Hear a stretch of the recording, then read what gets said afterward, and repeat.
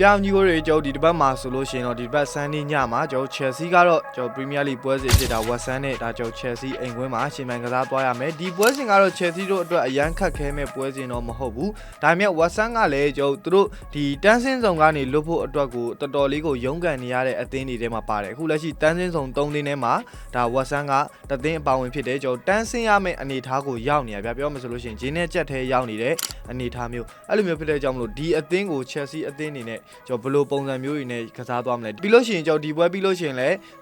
FA Cup Semi Final ပွဲစဉ်ကလည်းအာရီနဲ့ရှိနေရဖြစ်တဲ့ကြောင့်မလို့ဒီပွဲစဉ်မှာဘယ်လိုလူတွေနဲ့ပွဲထုတ်လာမလဲပေါ့ကျွန်တော်ရဲ့အမြင်လေးကိုဒါဆွေးနွေးသုံးသပ်ပေးသွားမယ်အဲ့ဒီဟာမသုံးသပ်ခင်မှာကျွန်တော်ပုံမှန်လုပ်ပေးနေကြပုံစံအတိုင်းပဲဂျာစီလက်ဆောင်ပေးမဲ့အစီအစဉ်လေးကိုလည်းဒီပွဲစဉ်လေးထပ်ပြီးတော့လုပ်ပေးပါအောင်မယ်ဒါ Chelsea နဲ့ West Ham ပွဲစဉ်လေးကို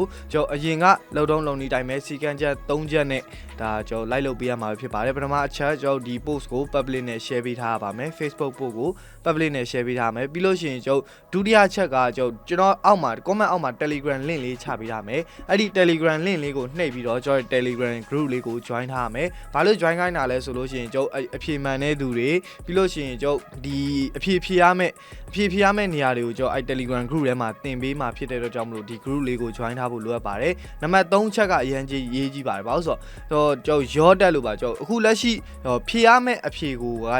ကFacebook post အောက်မှာမှတ်ပြီးတော့ဖြေရမှာမဟုတ်ပါဘူးခုနပြောခဲ့တဲ့ Telegram link လေးတွေကိုသွားအဲ့ထဲမှာလည်းအခုလိုမျိုးပဲ post လေးတစ်ခုရှိလိမ့်မယ်အဲ့ post ရဲ့ comment အောက်မှာအဖြေမှန်ကိုမှန်ပေးရမှာအခုမှဆိုလို့ရှိရင်Chelsea 3 West Ham 1ဂိုးစာသွင်းမဲ့အသင်း Chelsea ဒီပုံစံတိုင်းမျိုးလေးခံမှန်းပြီးတော့ဒါ comment မှန်ပေးရမှာပဲပြီးလို့ရှိရင်မပြီးသေးပါဘူးအဲ့မိမိမှတ်ထားတဲ့ comment ကိုscreenshot ရိုက်ပြီးတော့ခုန Facebook post အောက်မှာသွားမှန်လိုက်မယ်ဆိုလို့ရှိရင်တော့စီစဉ်မှာပါဝင်ပြီးသားဖြစ်သွားပါမယ်ပြီးလို့ရှိရင်နောက်ထပ် view site မဲ့အချက်လေးတစ်ချက်ရှိပါတယ်ဒီ caption ရေးတဲ့အခါမှာဒီနောက်ဆုံးခံမှန်းရမယ့်အချိန်လေးကိုထည့်ပေးထားပါတယ်အဲ့ကျွန်တော်တို့သတ်မှတ်ထားတဲ့အချိန်ထက်ကြော်သွားခဲ့မယ်ဆိုလို့ရှိရင်တော့အဖြေမှန်တယ်ဆိုလို့ရှိရင်စီကံချက်တွေနဲ့လည်းကိုက်ညီတယ်ဆိုလို့ရှိရင်တော့ပေးလို့မရပါဘူးအားကြောင့်ဒီ caption လေးကိုလည်းတေချာဖတ်စေချင်ပါတယ်ဘယ်အချိန်ကနောက်ဆုံးထိလက်ခံလဲဆိုတာကိုဖတ်ပြီးတော့အဲ့အချိန်အတွင်းကိုရအောင်ခံမှန်းစေချင်ပါတယ်အားဆိုလို့ရှိရင်တော့စီကံချက်တွေလည်းအားလုံးတေချာရှင်းပြပြီးသွားပြီလို့ထင်ပါတယ်အားဆိုလို့ရှိရင်ဒါပွဲကြိုသုံးသက်ချက်လေးနဲ့စလိုက်အောင်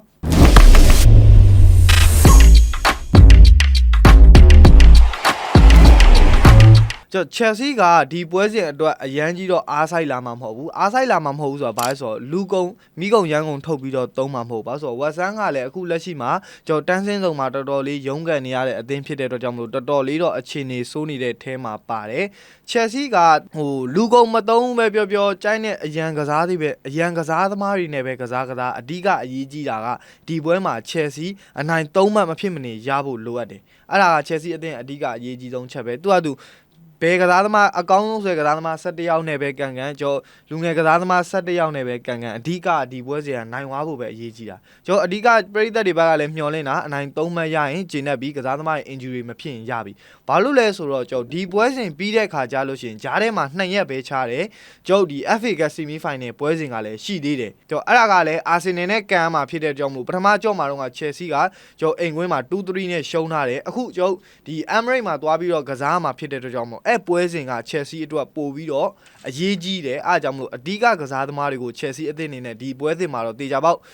အနားပေးလိမ့်မယ်လို့တော့ကျွန်တော်ထင်တယ်အဓိကတော့ဒီ Fofana တို့ဘာတို့ပြီးလို့ရှိရင်ကွင်းထဲမှာဆိုလို့ရှိရင်လည်းခိုးပါမာတို့ဘာတို့ဒီပွဲစဉ်မှာအနားပေးပြီးတော့ဒီပွဲစဉ်မှာကိုပါမာကိုအနားပေးမလားအန်ဆိုကိုအနားပေးမလားအမှန်တမ်းပြောမှဆိုအန်ဆိုကလည်းတော်တော်လေးပွဲပန်းတဲ့အထဲမှာပါတယ်အန်ဆိုရောကာချီတိုတောင်တစ်ခါလေဟိုတလောကအနီကက်ထိထားလို့ပွဲနားရတာတွေရှိသေးတယ်ဗျအန်ဆိုကတောက်လျှောက်ပွဲတိုင်းမှာကစားတဲ့ပွဲတိုင်းလည်းပွဲချိန်ပြီးနီးပါးကြီးပဲကစားရတာဖြစ်တဲ့ကြောင့်အန်ဆိုကတော့တော်တော်လေးပွဲပန်းနေတဲ့ထဲမှာပါတယ်ဒါပေမဲ့နီးပြတာရိုစီနီယာအနေနဲ့သူ့ရဲ့ဘလူးပုံစံကိုထုတ်မလဲပေါ့တေချာတာတော့သူ့ရဲ့ first liner ကိုမြင်ရမှာမဟုတ်ဘူးဒီပွဲစဉ်မှာအမြင်ရဆိုလို့ရှိရင်တော့ဒီပွဲစဉ်သူ့ရဲ့ second liner ကိုပဲမြင်တွေ့ရလိမ့်မယ်တိုက်စစ်ပိုင်းမှာဆိုလို့ရှိရင်လည်းဒါဂျာဘတ်ဒရိုတို့ကိုတင်ထားပြီးတော့မာဂီယူတို့နဲ့ပွဲထုတ်လာမယ်ပြီးလို့ရှိရင်ဂနာချိုဂျီမီကီဒန်တို့ကိုဒီပွဲစဉ်မှာထုတ်သုံးလိမ့်မယ်ပြီးလို့ရှိရင်နံပါတ်10တို့နေရာမှာဆိုလို့ရှိရင်လည်းကိုပါမာကိုသုံးမလားဒါမှမဟုတ်တခြားဘယ်ကစားသမားတွေသုံးမယ်အဓိကတော့ကိုက်စီတိုကျွန်တော်အမြင်မှာဆိုလို့ရှိရင်ကိုက်စီတိုနဲ့ဆန်တို2ယောက်လုံးသုံးမဲ့အစားစန်းတိုလေးပဲဒီပွဲစဉ်မှာသုံးပြီးတော့ ကျော်ဒီ Rich Jane ကိုအလဲဝင်ဆော့ခိုင်းမယ်ပြီးလို့ရှိရင်ဒီဘက်မှာ Gusto နဲ့ဒီပုံစံတိုင်းမျိုးလဲသွားလို့ရတယ်ပြီးလို့ရှိရင်တေချာတော့ဒီပွဲစဉ်မှာနောက်တန်းမှာ Fofana မဟုတ်လို့ရှိရင်ချာလိုပါအဲ့2ယောက်လုံးတွဲထုတ်လာဖို့တော့မရှိဘူးတယောက်ပဲ Fofana ပဲဖြစ်ဖြစ်ချာလိုပါပဲဖြစ်ဖြစ်ကျော်တယောက်ပဲပွဲထွက်လာလိမ့်မယ်နောက်ထပ်ဘယ်သူနဲ့တွဲမလဲဆိုတော့ကျော်ဘတ်ဒီယာရှိပေါ့ဘတ်ဒီယာရှိနဲ့ဒီပွဲစဉ်မှာပွဲထည့်လိမ့်မယ်ဟိုဘက်ချမ်းကတော့ကျော်ကူကူရလာနဲ့ပဲပွဲထုတ်လာမယ်ဒါမဲ့တမျိုးစဉ်းစားလို့ရသေးတယ်ကျော် Chelsea အသင်း3 back နဲ့လည်းဒါထွက်လာနိုင်ခြေရှိတယ်ဘာလို့ဆိုတော့ဒီစန္ဒဘက်နေရာမှာဘတ်ဒီယာရှိကျော်ဟိုဘက်မှာဆိုလို့ရှိရင်ဟာတိုနဲ့ဒီဘက်မှာဆိုလို့ရှိရင်ကျော်အမ်ချာပေါင်တို့ဒါသုံးလို့ရတယ်ပေါ့ကျော်စဉ်းစားလို့ရတဲ့ပုံစံပေါ့ကူကူရလာတို့ဂျိမ်းတို့ကိုအနာပေးခြင်းနဲ့ဒီဖိုဖာနာတို့ချာလိုပါတို့ကိုအနာပေးခြင်းနဲ့ဆိုလို့ရှိရင်တော့ဒါကျော်နောက်ထပ်စဉ်းစားလို့ရတဲ့ line တစ်ခုပေါ့ဒါကလည်းဒါနီးပြရိုစီနီယံပါမှာပဲမူတည်တယ်သူဒီပွဲစဉ်ကိုအာယုံပြည့်ဆိုင်ပြီးတော့သူရှိတဲ့လူစင်းနဲ့ပဲအကုန်လုံးထုတ်ပြီးတော့ကစားသွားမလားဒါမှမဟုတ်ဒီကြော်ပြောခဲ့လို့ပဲနောက်ပွဲစဉ်အတွက်ဒါအာဆင်နယ်နဲ့ပွဲအတွက်ကိုခြံပြီးတော့လူကစားသွားမလားဒီပွဲစဉ်ကတော့ Chelsea နိုင်ဖို့အတွက်ကတော့အရန်ကြီးမခက်ခဲတဲ့ပွဲစဉ်တစ်ခုလို့တော့ထင်ပါတယ်ဘာလို့ဝက်ဆန်ကလည်းတော်တော်အခြေအနေစိုးနေတယ်ပြီးခဲ့တဲ့ပွဲစဉ်ဒီမှာဆိုလို့ရှိရင်လည်းဝက်ဆန်ကကြော်နိုင်ပွဲရတဲ့ပွဲကတော်တော်လေးကိုရှားနေတယ်အခုလက်ရှိမှာဒါပေမဲ့ဝက်ဆန်ကကြော်ဒီနောက်ဆုံးကစားခဲ့တဲ့ကျော်စပါးနဲ့ပွဲစဉ်မှာတော့ဝက်ဆန်ကအနိုင်ရခဲ့တယ်1-2ဆိုတဲ့ရလဒ်နဲ့နိုင်ခဲ့တယ်ရှေ့မှာလည်းဝက်ဆန်က FA Cup မှာတပွဲနိုင်ထားသေးတယ်အဲ့ရှေ့မှာတော့ Wood တို့ Nottingham Forest တို့ကိုရှုံးထားတယ် Fulham လည်းရှုံးထားတယ်ကျော်ပထမအကြော့မှာတော့က Chelsea နဲ့ West Ham ကကျော်ဂိုးပြတ်နိုင်သွားတာဗျာတော့ကျော် Premier League ရဲ့ဒုတိယမြောက်ပွဲစဉ်လားမသိဘူးဒုတိယမြောက်ပွဲစဉ်တော့မဟုတ်အဲ့တုန်းက Chelsea က9ကိုပြန်နေနိုင်ခဲ့တယ်အဲ့တော့ဆိုလို့ရှိရင် Joao Pedro တို့ Neto တို့ Fernandes တို့ပြီးလို့ရှိရင် Kaiser တို့ Chalobah သွင်းဂိုးတွေနဲ့ကျော် Chelsea ကအနိုင်ရခဲ့တယ်အခုဒီတစ်ခေါက်အဲ့တုန်းကအဝေးကွင်းเนาะအခုအိမ်ကွင်းကျော် Stamford Bridge မှာတော့ Chelsea တို့ဒါ West Ham အသင်းကိုဘယ်လိုရှင်မြန်ကစားသွားမလဲပရိသတ်တွေမြန်မာဆိုလို့ရှိရင်ရောဒီပွဲစဉ်မှာ